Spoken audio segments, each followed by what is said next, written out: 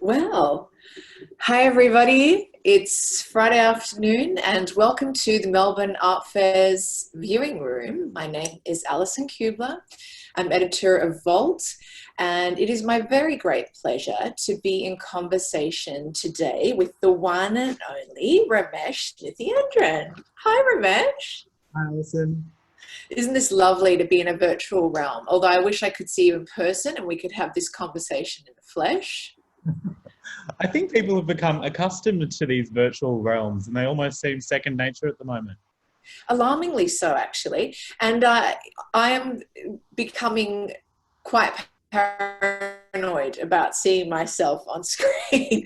So it's a very strange thing, isn't it? Suddenly we have had to adopt a whole new platform about thinking and talking and all sorts of things. Yeah. It's really wonderful to be able to spend time with you today. And of course, for many people, looking at art this way, in fact, is kind of the Australian condition, isn't it? This idea of looking at things via reproduction. So for you, how did you come? I mean, you learned about art, I presume, through reproduction, just like all of us. Yeah. I think that's a really interesting way to start the discussion. Um, I think it's really a fact that most people are consuming art and encountering art in a mediated way, whether it be through images of artworks or videos of artworks or encountering, print productions, which is even becoming less and less common. Yeah. But if we just talk about my life, my art kind of training is fairly orthodox in that, I was always into art as a child and in high school, and then I studied art in university. And I grew up in Western Sydney in Lidcombe, and I wasn't the kind of kid who was going to museums a lot. Like, it was really looking at things on screens. So, and I think there's something, even though it's not ideal, there's something also quite democratic about that. I agree, actually, because it does remind me of even studying my art history degree. And, Australians now in 2020 travel much more than they ever have before. But certainly as younger people growing up, you were learning about famous artworks via reproduction. So in fact, it's like a lovely sort of retro thing that we're all doing, ironically, via technology, which is funny.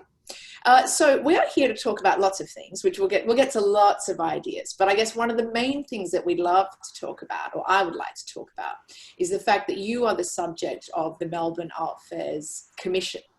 And the lucky recipients of that commission are HOTA on the Gold Coast, which is the home of the arts. So kudos to you, congratulations. And congratulations to HOTA too. I think they're very excited about getting such a major commission. And I know that that work is not to be unveiled until 2021, and that you'll have to kill me as soon as you tell me anything about it. But can you tell us a bit about what it is that you're making? For a lot of people, they will have seen your recent paintings and, of course, your ceramics, but this is quite different again, isn't it? So tell us a bit about it. So I get, as an artist, I'm really interested in the public domain and in scale. And this is kind of the first work I'll be making that's going to be existing in an outdoor context. So it's going to be positioned at the entrance of the new HOTA Gallery.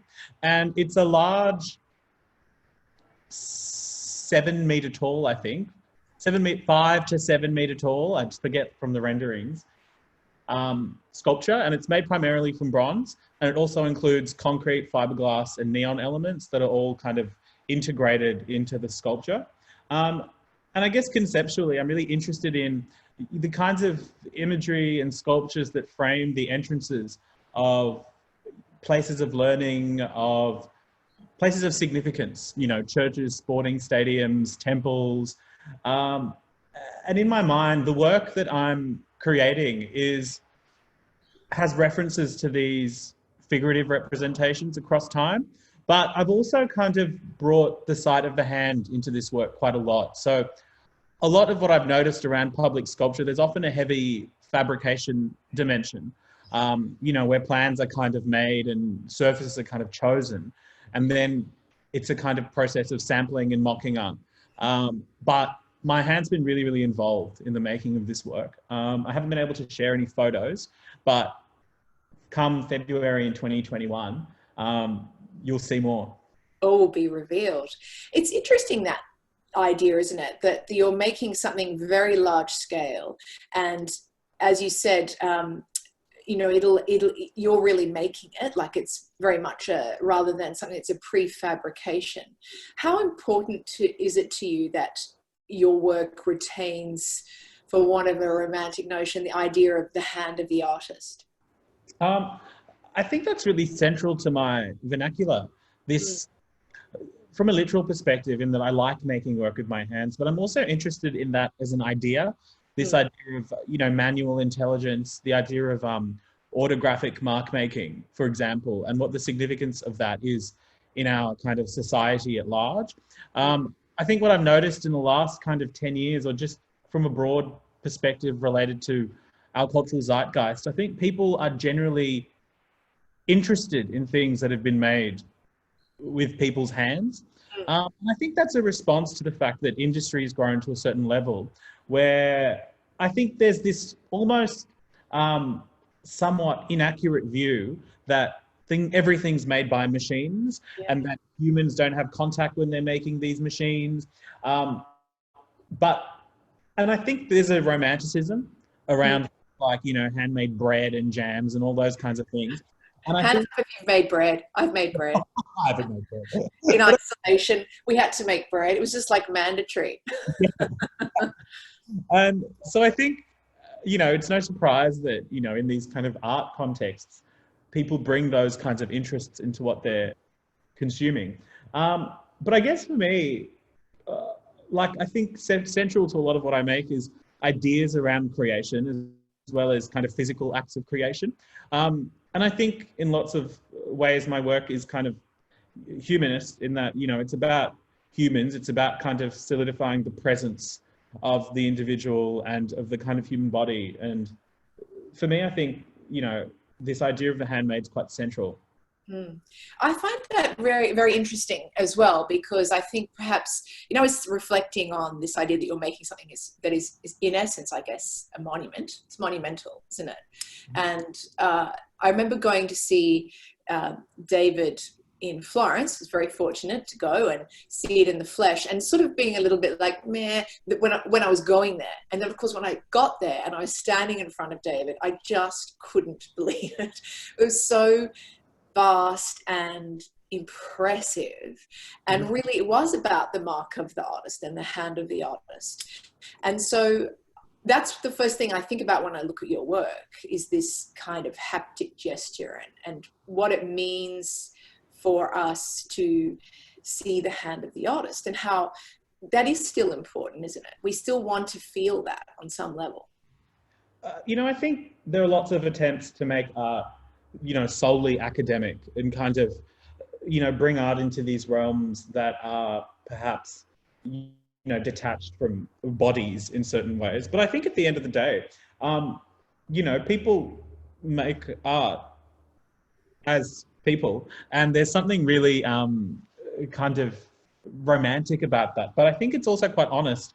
But, you know, it was interesting because I think that kind of key word, haptic, is a really interesting word. And I was kind of looking up the etymology of that term. And it has Greek origins in this word to touch. But kind of interestingly, by the middle of the 20th century, it was kind of used to kind of pathologize people who almost preferred to perceive the world through touch rather than sight.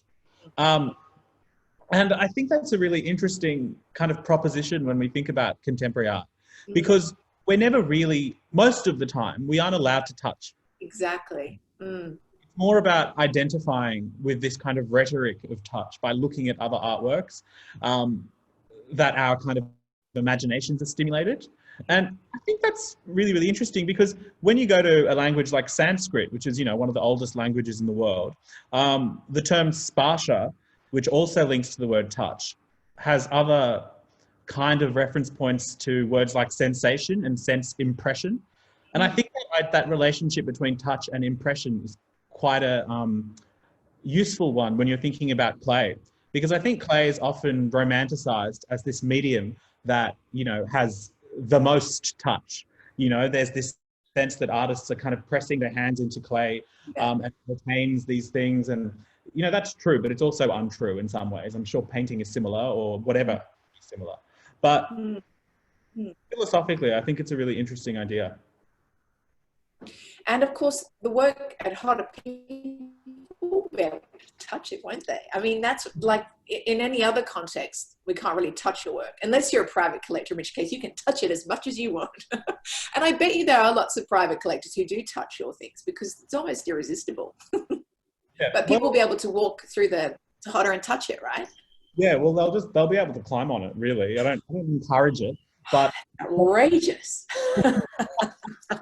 well, it's built with the idea in mind that it will be in a high traffic zone and people will want to touch it. But I won't give away too much. But the kind of bronze elements, my kind of hands are very, very present. Like I've actually made the thing from raw clay and it's been cast. From the process, Okay. you know, you like a person of the public could literally press their hands in the very same way that I press my hands into Beautiful. It's really wonderful. So let's talk a bit about medium then, because you do work across a wide range of things and you love to experiment, and sitting right behind you now are some amazing paintings. So can we chat a little bit about those paintings and what that has been about for you? Like what made you feel recently that I know you've been enjoying it, you've really wanted to paint. What was the catalyst for that?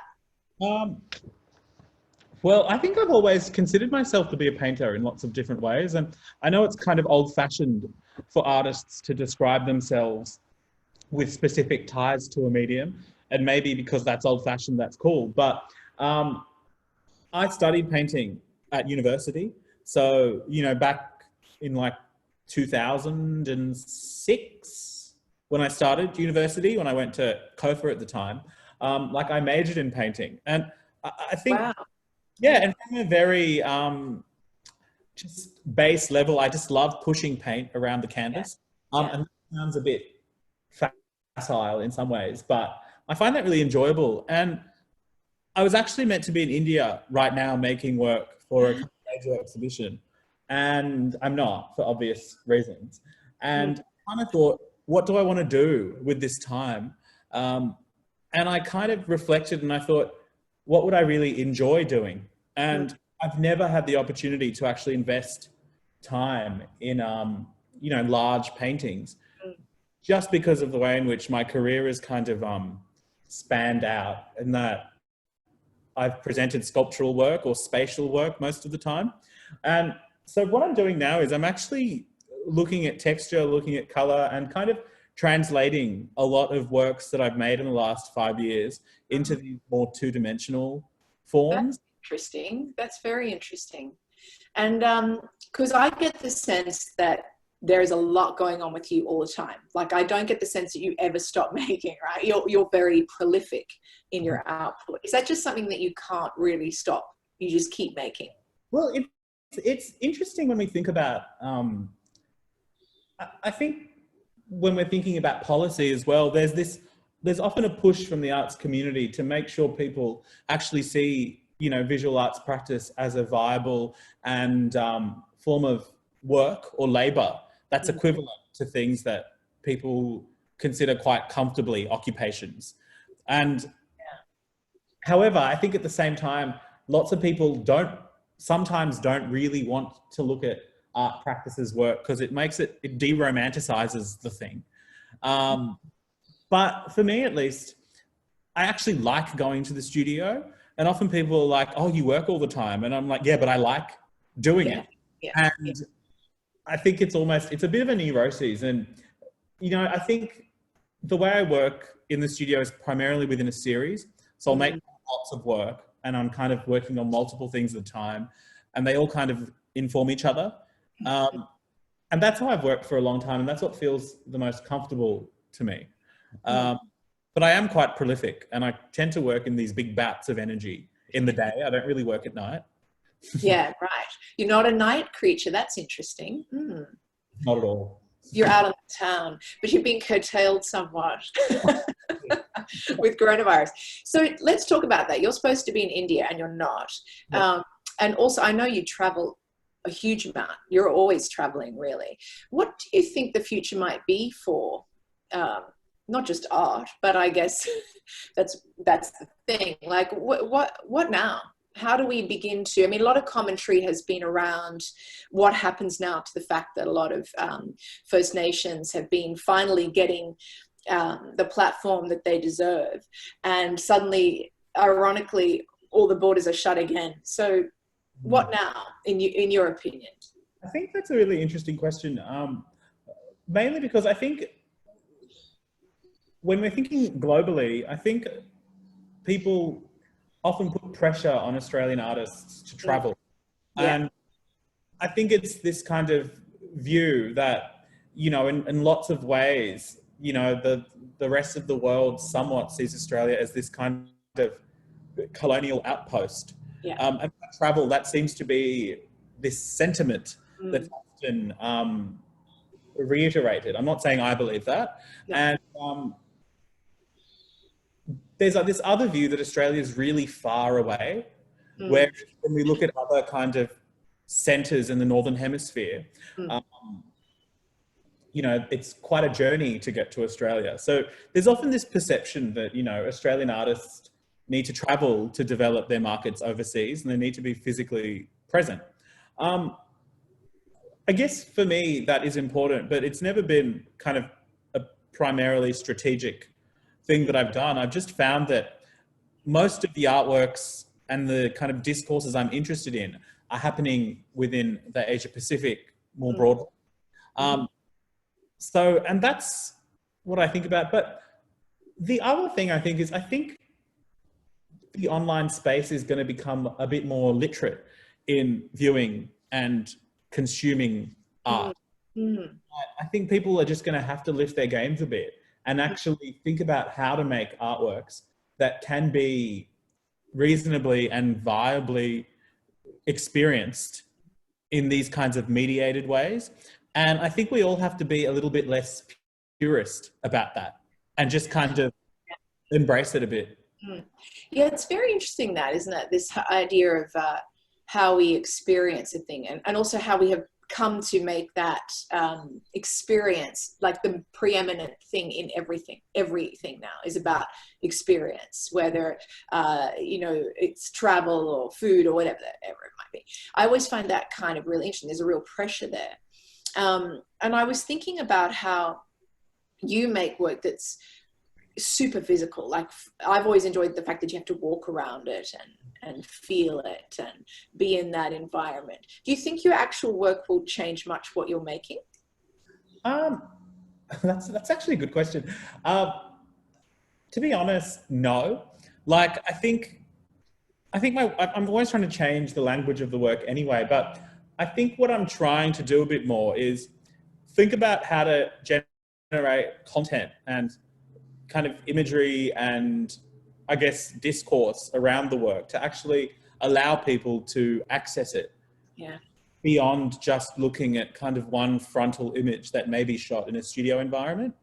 And something that I've noticed is that I think during this kind of digital dump phase, people seem to be quite responsive to candid content about process. And I think that this kind of unpolished content has often performed the best in terms of engagement. But for me, at least, I'm going to keep making what I do. And I'm pretty lucky. Like, I've got a Sydney Meyer Fellowship at the moment. So, congratulations. Yeah. So what does that involve? Is that a process of research and reading and thinking? And the Sydney Meyer Foundation Creative Fellowships, it's 160,000 tax-free over 2 years. Incredible.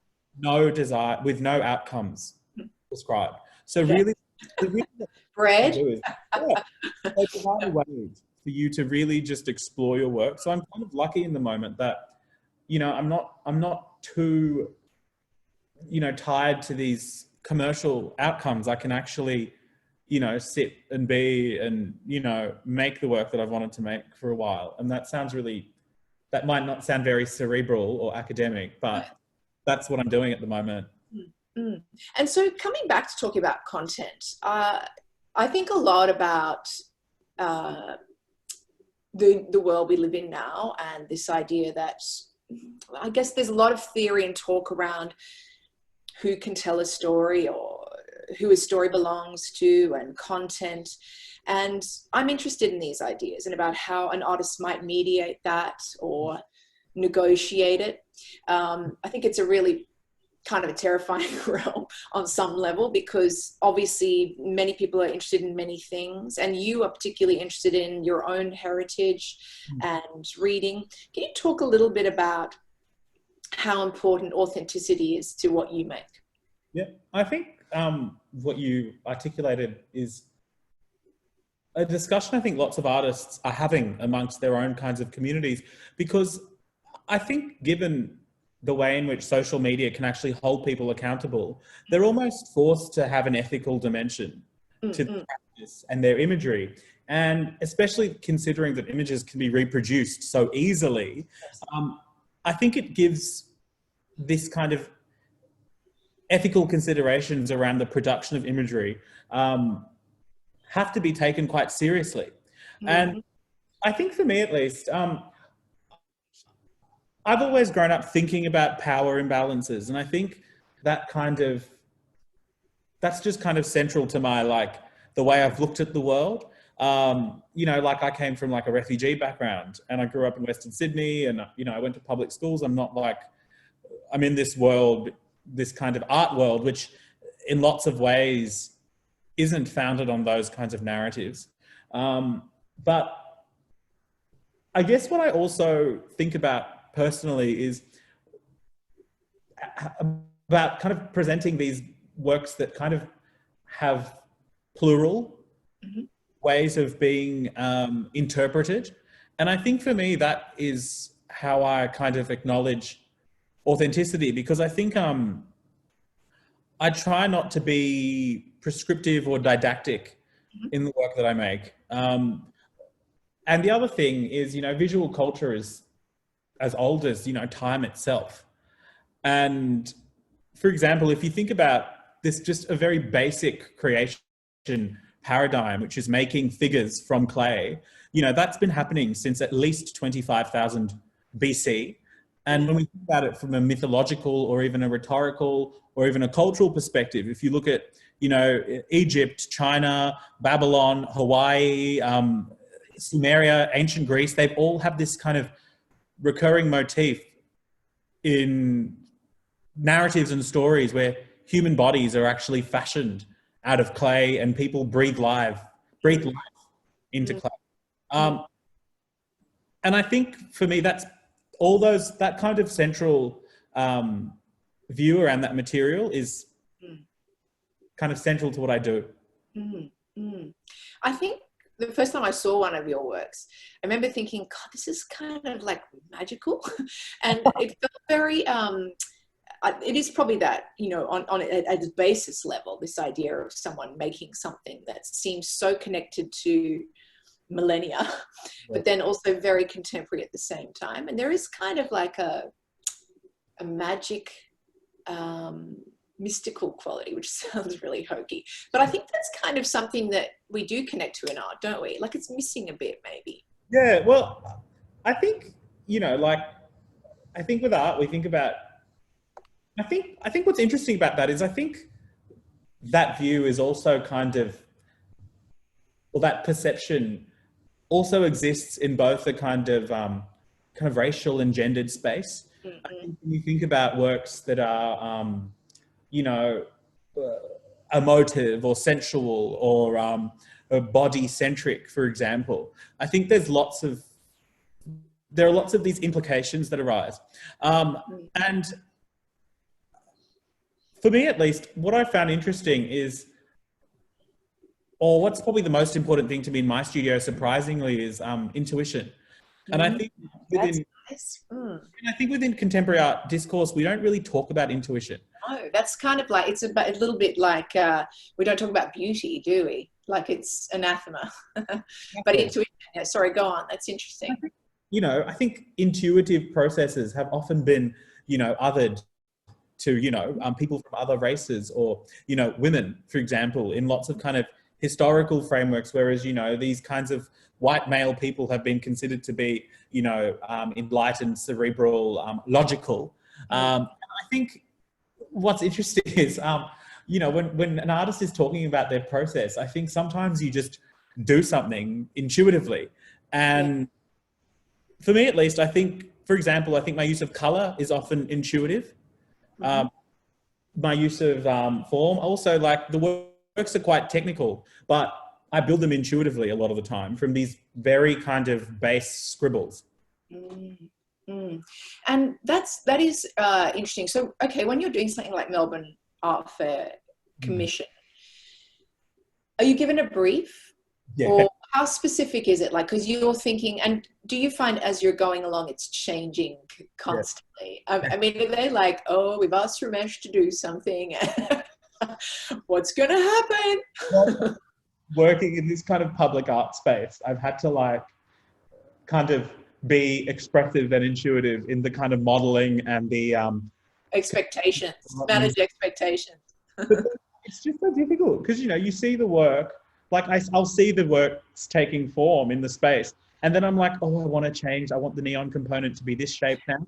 So it just means that the process, I have to be held accountable at different times. And, you know, there are little things like, you know, works in public spaces, I don't want them to be fragile. They need to have very specific requirements, so I'm a little bit more flexible in that space. But what I thought about with this work, which is going to exist primarily outdoors, was more about the sensibility. Like, I wanted it to have an element of humor in that, you know, the work actually talks back and looks back at the audience and reflects audiences. I think a lot of the time with, you know, very large scale sculpture, especially sculpture that exists in public spaces, you know, I think they often dominate audiences. Yes. And really wanted this work to kind of invite audiences in more of a welcoming kind of gesture. But it actually has been a struggle because, you know, when I make work, it's changing all the time, and I haven't really been able to do that with this work. Yeah, that's interesting, isn't it? Because you're probably, I would imagine, well, I feel like your work is quite serendipitous, like it's just something that is happening. But there are obviously parameters that you have to be aware of in doing that. And I guess what you want is something that will bear repeated viewing too. You know, something that each time people come, they might have a different interaction with it. That's actually that was actually primary to my thinking. This idea about a kind of nuanced work with different vantage points, with multiple reference points, that could kind of have a continual process of discovery. And I think for me, that's where my aim to be non-didactic comes in. And I think there's something, I guess, in the poetry that can sometimes unlock and invite audiences in. And the other thing I was thinking of was, you know, it's in public space. It can be a statement. And, you know, it might not be it's not conventionally pretty. That's what I will say. But I'm really excited to finally unveil it in about 7 months. Yeah, that's interesting. Has it been kind of good to have a little bit extra time to do this? Yeah. That's great. And so, kind of an obvious question, but you are so drawn to the figurative. Are you thinking of your own body? Like, is it you? How autobiographical are they? That's actually, you know, it's really interesting because, you know, in the last 6 weeks especially, I've been spending a lot of time with children. And, you know, I remember as a child when I was drawing people, I never drew people with brown skin, for example. That's interesting. Like, and I think it was just the fact that, you know, when I grew up in the 90s in Sydney, there just weren't many of us on TV, for example, even in that very basic realm. And like now I'm kind of seeing kids are changing a little bit and they're a little bit more aware of kind of diverse audiences and communities. And for me, at least, I kind of think that, you know, all of my figures are, like when I'm painting skin, they're usually like dark caramel or brown, like really. And the hair's generally black if it's going to be like a human tone. Otherwise, you know, it's like orange, blues, yellow, you know, it's in the imaginative kind of spectrum. But I'm often thinking about this being a bit self-conscious about the way in which artists are present in their work. And I think kind of inviting audiences to ponder whether the works are self-portraits is kind of part of the work. Yeah. Where, because you know what, like I'm actually unsure, but you know, if I get a pen out and someone asks me to draw a figure, I'll just draw something that looks like me. And that's kind of what I do justice to. I know that sounds a little bit indulgent, but no, I think it's fascinating because really, it's basically you're telling HOTA they're getting a giant you. But no, that's great. I'm sure they're delighted about that. But no, I think that is very interesting though, because coming back to our original, what we were just talking a little about before. It is kind of interesting that we're also living in this time where there is a bit of an onus on artists, I think a pressure to be making work about things and about politics and, you know, and that's obviously not every artist's motivation, nor is it something that they feel particularly comfortable with. And so I find that also a bit joyful in your work, that there's not necessarily about something, although there is, isn't there? There's always something going on with it. I think, I guess, you know, I'm not one of those artists that, you know, I'm not one of those artists that, for example, will make a body of work based on, you know, a very specific body of research, for example. I think for me, my works kind of build over time. And I guess my last show at Sullivan and Strumpf, which was meant for Singapore, but we presented online in different forms. I was really looking at the way in which it was called polymorphous figures. And I was looking at this idea of, you know, multiplicity and plurality in terms of representations of the human form and the way in which, you know, humans have been, you know, perceived to have kind of multiplicity rather than kind of binary modes within them. And that kind of came out in lots of ways, but I think for me, there are lots of references in the work. Little visitor, sorry. Always wants to know what I'm doing. Yeah, so that's very interesting. Yeah, that multiplicity is super interesting. But you are very well read. I know that. You read very widely, don't you? And you read a broad range of things. You're interested in anthropology and many things. What are you reading now? What's your lockdown library like, Ramesh? So it's kind of funny though. Like I often go through waves. Like I just read The Hate Race by Maxine Clark. Oh, amazing. It was a really interesting kind of memoir about growing up, you know, African Australian in the 80s and kind of during this kind of awful Pauline Hanson era. And what I found really interesting about that writing was there was just something incredibly honest about the way in which she describes specific microaggressions around racism. And I think, you know, as a person of color, you kind of become quite capable of, you know, being able to identify those things quite clearly. And I think at the moment, what I'm interested in is I'm interested in people's reflections on their own lives. And that's interesting, yeah. Rather than more kind of conceptual texts or, you know, cerebral things or historical things, I'm kind of thinking, I'm kind of at a stage where I'm, you know, reflecting upon things and asking myself, what do I want to see in artworks and in the arts? And I think works that have a real human element are really appealing to me at the moment. And I've just been reading Jerry Saltz's book, How to Be an Artist, which is really fantastic. And I wanted to ask you, which is a bit of a funny question, but I think it's relevant. Yeah. How important is it to make mistakes? And I would imagine when you work in ceramics, there can be quite a lot of mistakes, some of which are not as desired and others are. Tell me about that. Just like, how have you reconciled failure, for want of a better word? Like, I just think I'm like, I kind of think fail me. A little bit like, do you know, sometimes you just look at photos of yourself 10 years ago and you just and you're wearing like the worst outfit ever. I try never to do that, but it's true. It's true. It's awful. Like Facebook brings up those little memories and you're like, I don't want to see that. I just think art making can be a little bit like that, where a lot of the time I think things that I might look at in the past, even from a couple of weeks ago, might just have that complete cringe factor.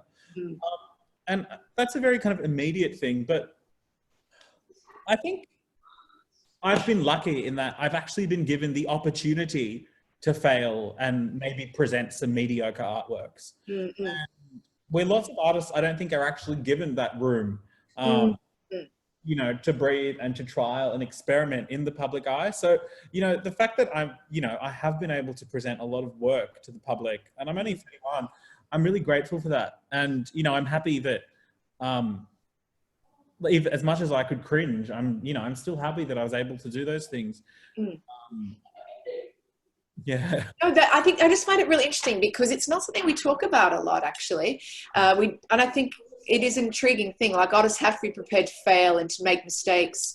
And the other thing Jerry Saltz talked about was about it's okay to be embarrassed and to make embarrassing things. I think in 2020, it's really it's so hard to do that, you know, because we live in this realm of social media, and it's so mortifying.